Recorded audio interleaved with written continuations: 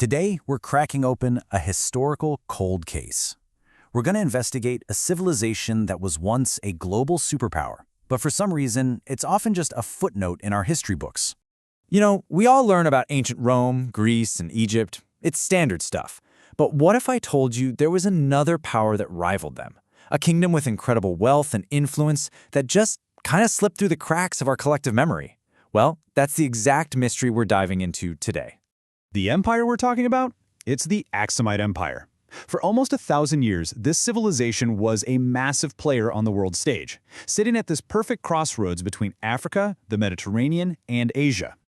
And get this was no flash in the pan. Axum was around for nearly a millennium. It rose up right alongside the Roman Empire and actually outlasted its western half by centuries. That kind of staying power alone tells you we are dealing with a true historical heavyweight. So, picture this.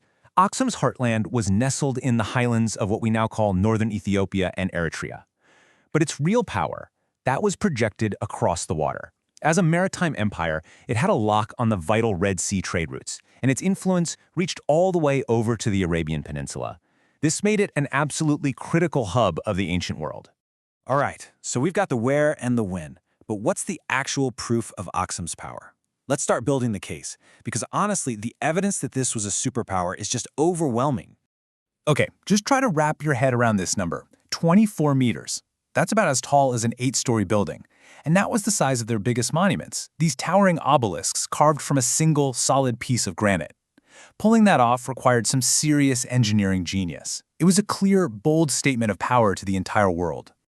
And the evidence just keeps piling up. They minted their own gold, silver, and bronze coins. That's a huge sign of economic independence. They developed their own written language, Giyas, which, by the way, is still used today in religious services.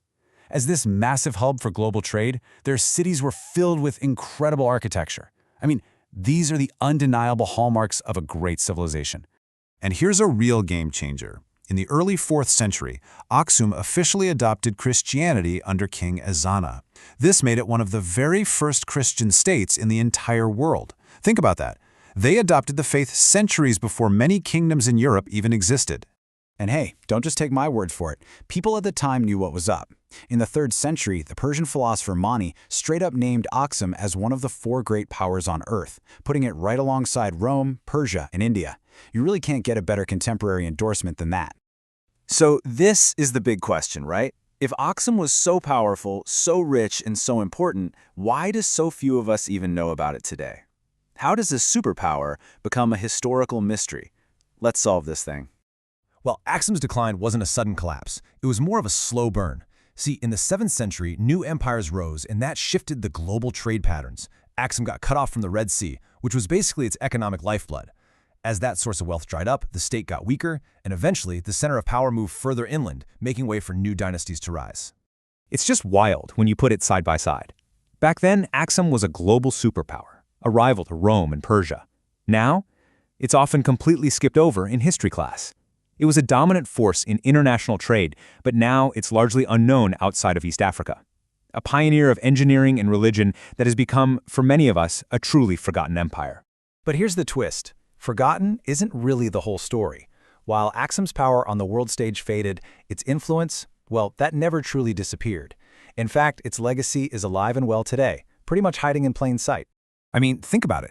Axum laid the political and cultural foundations for the modern nation of Ethiopia. It established the Ethiopian Orthodox Church, a faith that is still a cornerstone of identity for millions. Its writing, its traditions, and its magnificent ruins, which are now a UNESCO World Heritage Site, are a huge source of national and continental pride. So you see, Axum isn't gone, it just transformed. You know, the story of Axum is such a powerful reminder that the version of history we usually hear is always incomplete. It really makes you wonder, doesn't it? What other incredible stories, what other forgotten empires are out there just waiting for us to rediscover them?